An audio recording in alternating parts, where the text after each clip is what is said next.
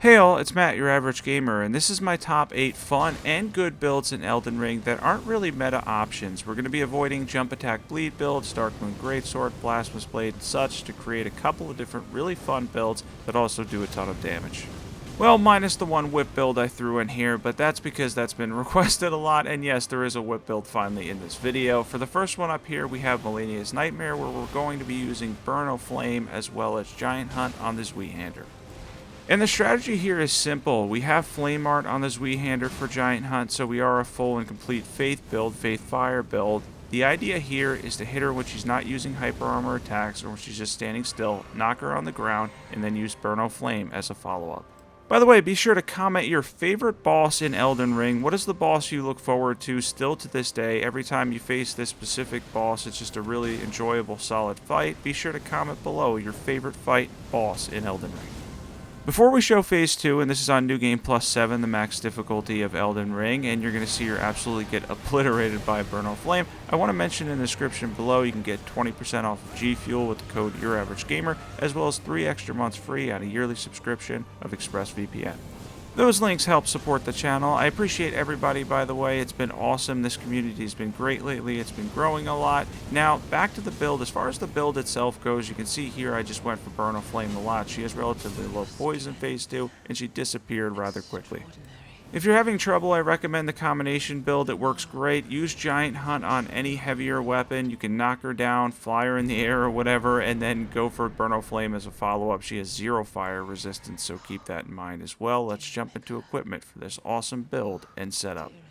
After, of course, we grab this Site of Grace and get a million runes that I'll most likely lose because I have stacks of smithing stones and I can't go past 150. Now, for equipment, we have the Zweihander with Giant Hunt and Flame Art, 2 giant seals. You can check out the armor there. We're using the Godrey Icon, Flock's Canvas Talisman, Fire Scorpion Charm, Shard of Alexander, Fire Tier, Faith Tier. Let's jump into stats. By the way, our buffs are Golden Vow, Howl of Shabriri. We're using Blessings of the Erd Tree, and Burn o' Flame's the incantation we're using. We have 60 Vigor, 25 Mind, 31 Endurance. We have 70 Faith. By the way, if you're ever confused as to why my stats always add up to 160, it's because I'm using the Faith Tier, which will give you 10 levels for 3 minutes. For the next build up here, we have the whip build. I know a lot of people have been requesting a whip build, so I decided to do lightning whips. Well, at least one's in lightning affinity, the other one's in cold affinity if you decide to proc frost, but overall it's a nice build. Now this is probably the least powerful on this list because whips still need a buff, right? We're still waiting to get another buff for whips. As far as PvE, they do leave a little something to be desired. That being said though, they are fun to use and it makes a nice combination here with Thunderbolt. Now, the AR on the whips themselves is around, I think, 450 or 500 each, which, running this as a dexterity build, one's in lightning affinity. I did put the other one in cold affinity just to see if I could proc frost, although it's a little bit difficult. But that being said, the AR on the whips is relatively low. And you can see, even as I'm building up a little bit, you can build up with some successive attacks, so they're not the fastest weapons either, so they don't really have a ton going for them in terms of PvE, but that being said, they can still be fun to use and fun to build around. So if you're looking for a build that's more challenging than powerful in terms of damage, something that you could take on and fight different bosses with and actually probably feel good when you finally do beat them using whips, this build is fantastic for that. The rest of the ones on the list balance out challenging with a good amount of damage, a little bit more than this build. Now, if you remember back on 1.08, Claws got a huge buff, so hopefully in a patch in the future, if we do get another one here sometime soon, maybe they will buff whips and it'll become something where we don't even look to the past and they end up being really good for PvE. In the meantime, they're still a little bit lacking. Let's jump into equipment for this build. For equipment, we have one Haslow's Petal Whip with Lightning Affinity, and we have Thunderbolt. The other one has Cold Affinity, Royal Knight's Resolve. Any seal will do. You can check out the armor set there. Shard of Alexander, Lightning Scorpion Charm, Ritual Swords Talisman, Millicent's Prosthesis, Lightning Tier, Faith Tier. Let's jump into stats. And apparently I showed that equipment way too quick when I made the clip because I had to run through that at super speed. Anyways, we have 60 Vigor, 23 Mind, 27 Endurance, 75 Dexterity with Millicent's Prosthesis, and then for our buffs, we're using Golden Vow and Flame Grant Me Strength. And for our next build here, we have the Rotten Barbarian, where we're going to be using the Rotten Duelist Axe in combination with Braggart's Roar, which will give it a lot of damage, and on top of the fact that it's going to do a decent amount of damage, we're going to be able to proc rot a little fast too. And that will be the multiplier that you get with roars. There's a status effect multiplier when you use the follow-up, the special charge attacks. It's around 3 times the amount of status effect you'll get, so usually 2 or 3 hits will proc rot in this case. Now, in a little bit when I show equipment, I'm going to end up having the Shard of Alexander on. That was because I was messing around with different roars. That will boost the damage of something like Troll's Roar, and I will show an example of that. As far as the follow-up attacks on Braggart's Roar, that is not boosted by the Shard of Alexander. And the main reason for that is because of the way inputs work, right? So the input ends up being, in this case, right trigger if you're on Xbox or R2, instead of left trigger or L2, which you would use for your Ashes of War. We're going to jump into equipment for this high damage build and setup. And for equipment here, we have the Rotten Duelist Axe. I was running as a quality build, but it works well in heavy and keen affinity as well. We have the Highland Axe as passive. We're using Braggart's Roar. Any seal will do. You can check out the armor there. Ritual Swords Talisman or Ritual Shield Talisman. And then we have the Axe Talisman Roar Medallion. You do not need the Shard of Alexander, so you can throw in a different talisman in that slot for Braggart's Roar. And then we have the Faith tier, the Charge tier. Let's jump into stats. And for stats, we have 50 dexterity, we're getting to 50 strength where we're two-handing, we have 60 vigor, 24 mind, 27 endurance, we're using Golden Vow, Flame Grant Me Strength, we have Blessings Boon as our buffs. All around, this is a well-rounded build. I'm going to show now the difference if you're using something like Troll's Roar. And this won't affect the follow-up, but the Shard of Alexander will boost the first part of it, the Damaging Roar, if you're using something like Troll's Roar. You can see there, by the way, we got around 1,500 damage. When we go back and do this, it's going to be around 1,300 without the Shard of Alexander. So long story short, if you're using a Damaging Roar, it may be worth it if you're close to most of the bosses when you're fighting, and with a melee build you will be, to use the Shard of Alexander. However, it will not boost any of the follow-ups for the majority of them, at least to my knowledge. Always go with the Roar Medallion and the Highland Axe passive. That's a huge bonus there. The next one up here we're going to show is the Swordspear Lord of Blood build. Now, I've used the Guardian Swordspear for a lot of builds, but one thing I haven't used it for is I've never used it in Blood Affinity to my knowledge, so I added Blood Affinity to it to see how well it would do, and it turns out it would do pretty well. Now on just the second try for Mohg here in general on New Game Plus 7 again, so not too bad. I was able to stop him from phasing entirely. The first try I actually used Swords Dance, the second one Repeating Thrust, and I ended up being impressed with the damage. Now Swords Dance, Double Slash, Spinning Slash, they're all really good options, but for me personally, trying out different things, and the one I like the most, the one I use the most is probably Repeating Thrust, and it ended up combining with the Guardian Swordspear for excellent bleed procs and damage in between the procs too. And on New Game Plus 7, I think Mohg has between 25,000 and 30,000 HP, so a decent amount of HP. He is weak to bleed, kind of ironically, which is awesome, so we're able to get in a lot of damage there, take him down quickly, and he didn't have a phase 2. In a second here, we're going to jump into equipment for this one. After, I guess, we wait for the runes that are going to end up disappearing anyway, we had Malenia's runes, now we have Mohg's. That's going to be around 2 million in total, but it'll probably end up disappearing eventually. Let's jump into equipment for this one. And for equipment, we have the Guardian Swordspear with Repeating Thrust. We have it in Blood Affinity. Dragon Communion Seal would go well with this. White Mask, Shard of Alexander, Melissen's Prosthesis, Lord of Blood's Exaltation, Ritual Swords Talisman, Thorny tier, Fate tier. Let's jump into stats. And for our stats, we have 60 Vigor, 20 Mind, 25 Endurance, 45 Dexterity, and 45 Arcane. 17 Strength in case you want to dual wield or single hand it because you need 17 Strength, otherwise you need a lot less to two-hand it, and we're using Golden Vow and Flame Grant Me Strength as our buffs. The next one up here makes for a little bit of a challenging build. If the Blasphemous Blade is too easy for you, you can try the Gargoyle's Black Blade, which is basically the discount Blasphemous Blade, and we're going to be combining Black Flame incantations with this build. Now, the Gargoyle's Black Blade, the Ash of War will scale pretty much purely with your Fate stat, much like the Blasphemous Blade, but it's not ridiculously overpowered. You can actually grab this weapon early in Elden Ring 2 if you're able to take out the Gargoyle that's in front of the Bestial Sanctum in Caelid. That Gargoyle can be tough, by the way, but you can actually cheese it. If you go around behind the Sanctum and then come back, you can continue to do damage and then keep going in circles. Pretty much all the bosses, all the regular bosses in Caelid can be cheesed in some way, so you can grab this relatively early. And I almost end up getting killed here. That was really close. I was lucky to have a little bit of HP left, but that's why I changed most of my builds now to having 60 Vigor. I know a few people have asked about that, but I like hitting the final soft cap for Vigor and having a decent amount of HP, especially on New Game Plus 7. Yeah, having 60 vigor compared to my old builds where I had a lot less has been a little bit more convenient, that's for sure. Sacrifice a little bit damage, but we can take more damage as a result, and I like that. We have the Gargoyle's Black Blade. We're using the Godslayer Seal, scaled set with the Fingerprint Helm.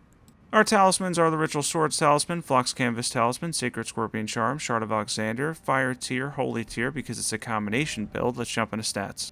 And by the way, we're using Golden Vow, Howl of Shabriri, Blessings of the Air Tree. We're using the regular Black Flame and Black Flame Ritual if you want to include that as well. We have 60 Vigor, 25 Mind, 31 Endurance, and then we have 60 Faith for a well-rounded and powerful combination build for Faith builds. And the next one up is a Rapiers build, and this is Rapiers for the win, and I don't really cover these a lot. The Antspear Rapiers are sorta kinda meta, I guess, because they have the rod on them and such, and they are used pretty frequently, but as far as the regular ones go, they're definitely a lesser category when you have curved swords and twin blades. And for this build and setup, we have Bloodblade on the one, and then in the offhand, we have Blood Tax if we want to use that too, and then of course we can use the dual-wielded moveset to build up a lot of bleed and get some good successive attack damage.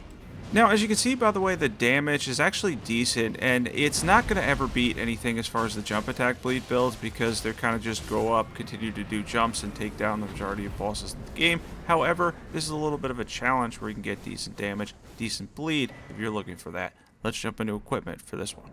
And you can use any of the rapiers for a build like this one. We have the first one, Blood Affinity with Blood Blade, second one, Blood Affinity with Blood Tax. Dragon Communion Seal would go well with this. We have the White Mask. We have the Shard of Alexander, Millicent's Prosthesis, Lord of Blood's Exaltation, Rotwing Sword Insignia. We have the Thorny tier, Faith tier. Let's jump into stats. Now, you don't need the 17 Strength. I just didn't respec from the other bleed build. You can do that one as well. We have 45 Dexterity and 45 Arcane. We have 60 Vigor. We're using Golden Vow and Flame Grant Me Strength for our buffs for a well-rounded Rapier bleed build. Definitely a solid option if you're avoiding the jump attack meta builds. The next one up here is Radahn's greatbow. This is going to be a little bit of a longer fight with Astel because his hitbox isn't the best in the world, although he does take increased damage from gravity type attacks. Yeah, so Astel actually took me around 3 tries in total. It took a little bit to get used to the greatbow. Again, I haven't used the Lion's greatbow in a long time. It is great for larger targets. The bigger the hitbox, the more damage it does. Overall, though, the damage ended up being pretty good.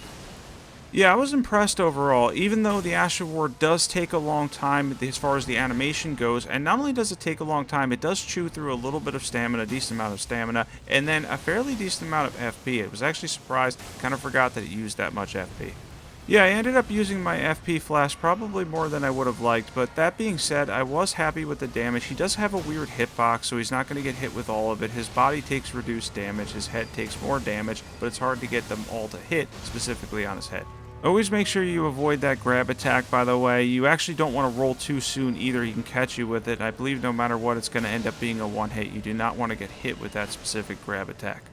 This fight can end up being really fun at times, but overall it is a little bit of an awkward fight. Now, the boss itself doesn't have a huge health pool, but between resistances and the fact that he teleports around a lot and then has the meteor phase, he can be frustrating for some. That being said, my main recommendation is patience, and if you want to play it a lot safer and you don't want to get too close to him, you can use a build like this one with the Lion's Greatbow. I do get hit occasionally here. Keep your distance and keep firing Radahn's Rain. Now, if you haven't tried out bows in Elden Ring because you feel like they're a little bit lackluster, much like the whip category we talked about, try out Lion's Greatbow. You're not going to regret it. Use it on some of the larger bosses in the game first, and you can see how much damage you can stack up. I mentioned it earlier in the video, so I'm going to mention it one more time, but be sure to mention your favorite boss in Elden Ring, what your favorite boss is in the game, and why they're your favorite boss fight in the entire game. If you're wondering what mine was, at first, when I first played Elden Ring, it was definitely Morgott, because Morgott really just upped everything for me, basically amped up the entire game, and just sped it up. From that point on, it was really difficult, but eventually down the line, my favorite ended up being probably, I'm still not sure how to say the name properly, but yeah, Placidusax most likely, however you say it, is probably the coolest fight for me in the entire game, from the arena to the environment. I just think it's absolutely awesome.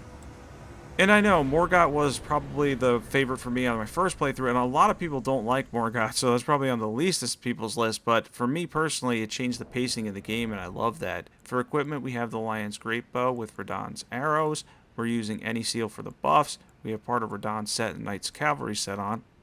And we have the Ritual Swords Talisman, Arrow Sting Talisman, Arrow's Reach Talisman. We have the Shard of Alexander. We have the Faith tier, the Posture Breaking tier. Let's jump into stats for this one. And for stats, this is another quality build. When we're two-handing it, if bows, I think great bows do get the two-handing bonus, it should be 50 strength, 50 dexterity, a decent amount of damage. I'm not sure how the bonus works on the great bows, but overall we're running it as a quality build. We have 60 vigor, and we're using Golden Vow, Flame Grimmy Strength, and Blessing's Boon. Quick extra clip here that you can do with Radahn's bow, or really any of the bows in the game, but there's certain enemies as far as the game goes that are going to be either farther away or that you can get stuck. And when you have the fantastic range of the great bows, you can pretty much hit them from anywhere, from the top of ceilings to really far away, and take them out with ease without having to worry about taking damage. So they're not bad for a backup weapon if you want to run a main quality build and then run something like the Great Bow as a backup. The next one we have here is going to be another exciting one, and that is the Rogue Black Knife build, which we're using the Black Knife, the Blade of Calling, and Black Blade Incantation. So this likely doesn't surprise you, but 3 Faith builds in total made it on this list, and the reason that 3 Faith builds made it on this list is because Faith builds are my favorite types of builds in Elden Ring because they allow for a lot of versatility. And this one is no exception. We're switching between the Blade of Calling, which has the better pure damage in terms of holy damage, and the Black Knife for some percentage damage. They can also combo together if you want to use the dual moveset, and then we're throwing in Black Blade too. Now for the endgame, most of the endgame bosses in Elden Ring are going to be pretty holy resistant, so it can be a little difficult to take a build like this through the endgame, but you can use any other Faith build, switch to something like the Blasphemous Blade, with these identical stats, and you can pretty much swap out the Sacred Scorpion Charm for the Fire Scorpion Charm and the Holy tier for the Fire tier, and you'll be set. We have the Black Knife plus 10, Blade of Calling plus 10. We're using the Erdtree Seal. You can check out the armor there. We have the Ritual Swords Talisman, Ritual Shield Talisman, Sacred Scorpion Charm, Shard of Alexander, Faith tier, Holy tier. Let's jump into stats for this build. Now, for the stats on this one, I left you with 20 strength, so you can have a reasonable amount of strength if you want to use the Jellyfish Shield or something like the Blasphemous Blade, two-handed, and we have 70 Faith, 60 Vigor. We have 25 Mind, 31 Endurance, we have that 20 Strength we talked about, we have Golden Vow, Howl of Shabriri as our buffs, and then we're using the Black Blade Incantation as well. I hope everybody that subs to this channel has enjoyed the content lately, the more fun content. If you're not subbed, definitely be sure to sub to this channel. If you have build requests, I am getting to them, although I mentioned this in my last video, I've been getting a lot of them. But I do keep a list. I have everything written down, and I plan on getting to more. Although for this video, I did get to the whip build request. At least I hope I fulfilled that one. And then the bow build with the Lion's Great Bow. That was really fun to do those two. Anyways, thanks for watching. Be sure to sub, and I will catch you guys soon.